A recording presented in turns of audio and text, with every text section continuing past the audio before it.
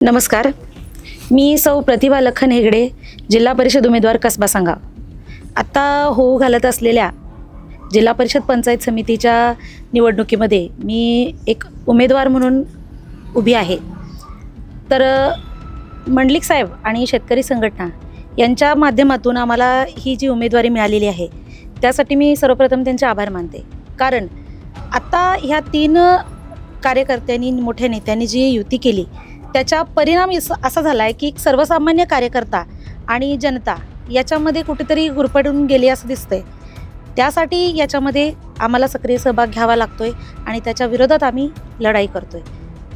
आणि दुसरी गोष्ट सांगायचं म्हटलं तर सर्वसामान्य जनतेचं होणारं नुकसान या 5 वर्षात भरून काढण्याची ग्वाही मी आज सर्वांसमोर देते. कारण माझा समाज, माझं गाव जे देशोधडीला लागण्याच्या मार्गावर मला दिसतंय, त्यासाठी कुठंतरी मला हातात छडी घ्यायसाठी संधीही मिळणार आहे आणि त्यासाठी मी स्वतः ह्याच्यामध्ये उतरलेली आहे.